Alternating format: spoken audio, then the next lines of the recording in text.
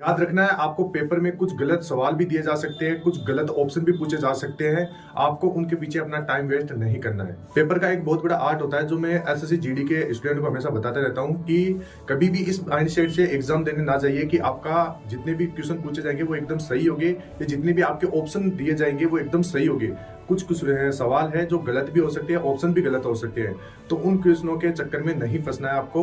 मैं आपको अपना बता देता हूँ, 2018 की एसएससी जीडी की वैकेंसी थी, उससे पहले मैंने 2015-16 का भी एग्जाम दिया था। उसके अंदर क्या हुआ था फ्रेंड्स, मैंने वहां पर 25 क्वेश्चन मैथ के पूछे जाते थे और 25 ही उस समय रीजनिंग के, मतलब टोटल उसमें 100 क्वेश्चन पूछे जाते थे। 25-25 का पूरा आपका प्रत्येक सब्जेक्ट रहता था। 4 सब्जेक्ट होते थे, मैथ, रीजनिंग, जीके जीएस और आपका हिंदी। ठीक है फ्रेंड्स, इसके अंदर जैसे मैथ था तो मैथ के अंदर 3 से 4 सवाल इस प्रकार के थे जो गलत दे रखे थे, उनके आंसर भी गलत आ रहे थे।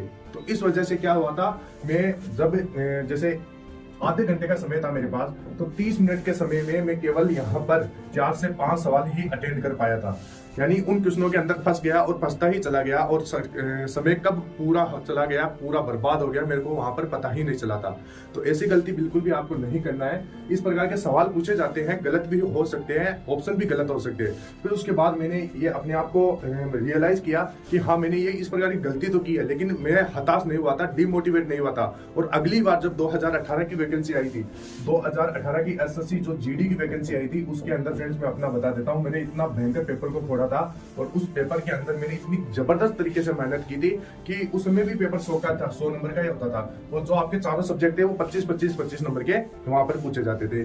तो जो मैथ का था, मैथ में मैंने 25 में से वहां पर 25 क्वेश्चन सही किए थे। और रीजनिंग था तो रीजनिंग में भी मैंने 25 में से 25 क्वेश्चन सही किया था। और जो हिंदी था तो हिंदी में भी मैंने 25 में से यहाँ पर 25 क्वेश्चन सही किए थे। मतलब टोटल यहाँ पर 75 नंबर में से 75 नंबर में लेकर आया था। एक भी नंबर यहाँ से नहीं कटने दिया था। मैं आपको बता देता हूँ, जीके जीएस मेरा थोड़ा वीक था, तो जीके जीएस में 25 में से मेरा 13-14 यहाँ पर नंबर ही बन पाया था। तो इस वजह से मेरा थोड़ा सा स्कोर यहाँ पर जीके के अंदर कम दिखा था। और मेरा रोज स्कोर यहाँ पर लगभग कितना था, 88। 100 में से मेरा 88 रोज स्कोर था। नॉर्मलाइजेशन में मेरा नंबर बढ़ा था। नॉर्मलाइजेशन में फ्रेंड्स मैं आपको बता देता हूँ, इतना नंबर नहीं बढ़ा था, लगभग यहाँ पर 3 से 4 नंबर बढ़ा था। 3 नंबर बढ़ा था तो लगभग यहाँ पर 91 नंबर मेरा हो गया था। यानी 100 में से मेरा 91 नंबर बना था। तो फ्रेंड्स ये आप भी कर सकते हैं, लेकिन कुछ टेक्निक्स होती है, जो तरीके होते हैं वो आपको जानने की बहुत ज्यादा जरूरत होती है। फ्रेंड 2015 की वैकेंसी में मेरा सिलेक्शन न होने का कारण क्या था कि उस समय मैंने अपने ईगो के ऊपर ले लिया था कि मैथ में जो भी 3 से 4 क्वेश्चन गलत थे और कुछ रीजनिंग में भी गलत थे सवाल, तो मैंने क्या किया था, अपने ईगो के ऊपर ले लिया था कि जैसे मैथ के क्वेश्चन मेरे से नहीं होगा तो किससे हो पाएगा। यानी मैंने मैथ और रीजनिंग की इतनी भयंकर तैयारी की थी कि मेरे अंदर एक इस प्रकार का ईगो आ गया था कि कोई भी मैथ का क्वेश्चन आ जाए चाहे रीजनिंग का क्वेश्चन आ जाए, मैं उसको हल करके रहूंगा। और मेरी सबसे बड़ी गलती थी 2015 की वैकेंसी के अंदर, मैं उन क्वेश्चन को लेकर बैठ गया, उन क्वेश्चन के अंदर फंस गया और जो इजी क्वेश्चन थे उन वजह से मेरे इजी क्वेश्चन ही वहां पर छूट गए थे। लेकिन फ्रेंड्स हताश बिल्कुल भी नहीं होना था।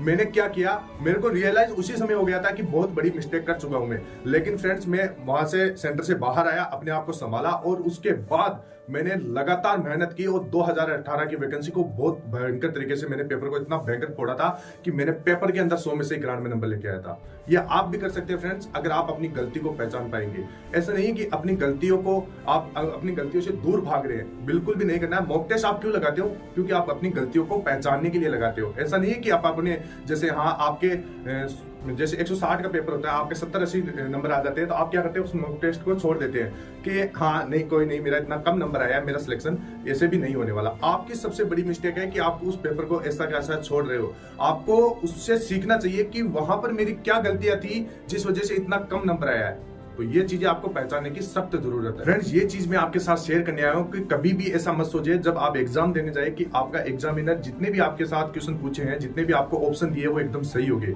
कभी भी ऐसा नहीं सोचना है। तो इस वीडियो के अंदर और जब तक आपका एग्जाम चलेगा तब तक मैं आपको कुछ छोटी छोटी ट्रिक्स बताऊंगा, कुछ चीजें बताऊंगा जो आपके एग्जाम के अंदर बहुत ज्यादा इंपॉर्टेंट रहने वाली है। तो चैनल से अभी जुड़ जाइए, चैनल को सब्सक्राइब कर दीजिए, बेल आइकन को जरूर प्रेस कीजिएगा। क्योंकि फ्रेंड्स एसएससी जीडी का पेपर पास करना है तो उस कैंडिडेट से पूछिए जो फेलियर हो चुका है, मतलब जिसने फेलियर का सामना किया है। तो मैंने 2018-15 की वैकेंसी में फेल, मतलब मैं भी फेल हुआ हूँ, तभी मेरा 2015 की वैकेंसी में नहीं आया था। लेकिन मैंने क्या किया था, मेहनत को जारी रखा था, गलतियों से सीखा था और 2018 का पेपर मैंने फोड़ा था। तो इस चीज का आपको ध्यान में रखना है, आपको भी अपनी गलतियों को पहचानने की जरूरत है। फ्रेंड ध्यान रखिए, सवाल को छोड़ना, क्वेश्चन को छोड़ना भी एक बहुत बड़ी आर्ट होती है, कला होती है। अगर आप जैसे हार्ड क्वेश्चन है या गलत क्वेश्चन है, अगर आप अपनी अच्छी से तैयारी किए तो आप क्वेश्चन को देखते ही पता चल जाएगा कि ये क्वेश्चन गलत है या इसके ऑप्शन गलत है, आपको अपने आप पता चल जाएगा। अगर आप उस क्वेश्चन को छोड़ के आगे वाले क्वेश्चनों की तरफ बढ़ जाओगे तो आपका सिलेक्शन कोई नहीं रोक पाएगा, क्योंकि आप ज्यादा से ज्यादा क्वेश्चन अटेम्प्ट कर पाओगे। मेरी तरह गलती नहीं करोगे कि जो मैंने 2015 की वैकेंसी के अंदर क्या किया था, 4 से 5 क्वेश्चन ही आधे घंटे के अंदर अटेम्प्ट कर पाया था मैथ के। इन्हीं क्वेश्चनों के अंदर उलझा रहा, सिलेक्शन उसी वजह से नहीं हुआ। आपको ऐसी गलती नहीं करना है, आगे बढ़ना है, छोड़ना भी आपको आना चाहिए। फ्रेंड्स बहुत सारे जैसे आपके 80 क्वेश्चन पूछे जाएंगे एसएससी जीडी के अंदर, तो कुछ सवाल ऐसे होंगे जिनके अंदर या तो कुछ मिस्टेक होगी या कुछ थोड़ा सा घुमा के आपको पूछा जाएगा ताकि आपको कंफ्यूज कर दे।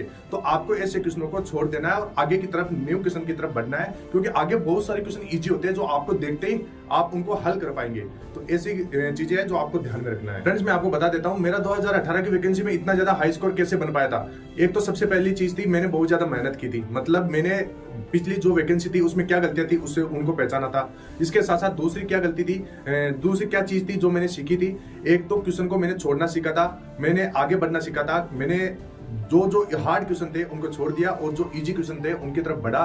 उससे हुआ क्या, मेरा मैथ के अंदर जैसे मैंने 25 क्वेश्चन किया था तो 25 मिनट का ही समय लगा था, मतलब एक क्वेश्चन में 1 मिनट का मेरे को समय लगा था। इससे क्या हुआ था, जो बाकी जैसे रीजनिंग है तो रीजनिंग में कुछ क्वेश्चन ऐसे थे जिनको देखते ही आप हल कर पाओगे, मतलब 1 मिनट के अंदर 2 से 3 सवाल भी कुछ ऐसे होते हैं रीजनिंग के अंदर जो आप उनको हल कर देते हैं। तो इससे होगा क्या, अगर आप हार्ड क्वेश्चन को छोड़ के इजी क्वेश्चनों की तरफ आगे बढ़ोगे तो इससे क्या होगा, आपका समय बहुत ज्यादा बचेगा। उससे बचने, जैसे आपका यहाँ पर 1 घंटे का समय है, आपका पेपर 1 घंटे का होता है, यानी 60 मिनट का समय होता है। अगर आप इजी क्वेश्चन को पहले अटेम्प्ट करते हैं तो आपके पास लगभग 20 मिनट तो आपके पास आराम से बच ही जाएंगे।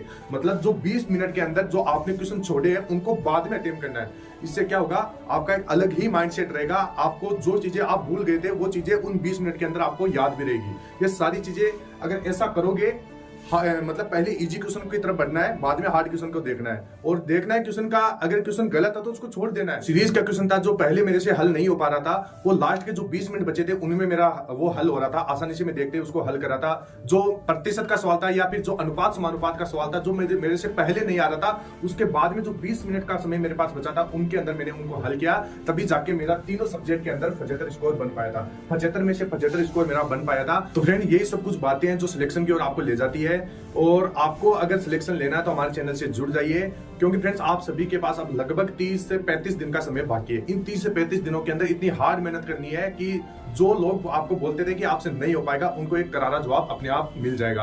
अगर आप 30 या 35 दिन जो लगातार मेहनत करते हैं, लगातार रिवीजन करते हैं, लगातार मॉक देते हैं और उसका फुल एनालिसिस करते हैं, तो आपका सिलेक्शन यहाँ पर कोई नहीं रोक पाएगा, आप भी यहाँ पर हाई स्कोर कर पाएंगे। तो फ्रेंड्स कैसा लगा वीडियो आप कमेंट सेक्शन में जरूर बताइएगा। हमारे टेलीग्राम चैनल से भी आप जुड़ जाइए, वहां पर भी आपको इंपॉर्टेंट पीडीएफ वगैरह आपको मिल जाती है। इसके साथ साथ इंस्टाग्राम के ऊपर अगर आपको कोई बात पूछनी है तो वहां पर आप पूछ सकते हैं। जैसे कोई भी आपका डाउट है तो आप इंस्टाग्राम आईडी डिस्क्रिप्शन बॉक्स में दी हुई है, वहां से जाके आप कुछ भी पूछ सकते हैं, मैं वहां पर आपका रिप्लाई देता रहूंगा। और इसके साथ साथ फ्रेंड्स एक ही चीज कहना चाहूंगा, इन दिनों बस मेहनत के ऊपर विश्वास करना है और किसी भी चीज के ऊपर विश्वास नहीं करना है। कोई भी मंत्र आपको सिलेक्शन नहीं दिला सकता, बस मेहनत आपका सिलेक्शन दिलवा सकती है। ठीक है फ्रेंड्स, आप सभी को याद होगा मैं हर बार वीडियो के अंदर एक बात बोलता हूं कि डिग लहरों से डरकर नौका पार नहीं होती और मेहनत करने वालों की कभी हार नहीं होती। तो मेहनत के ऊपर विश्वास रखना है। तो फ्रेंड्स फिर मिलते हैं नेक्स्ट वीडियो में, तब तक के लिए जय हिंद, जय भारत, वंदे मातरम।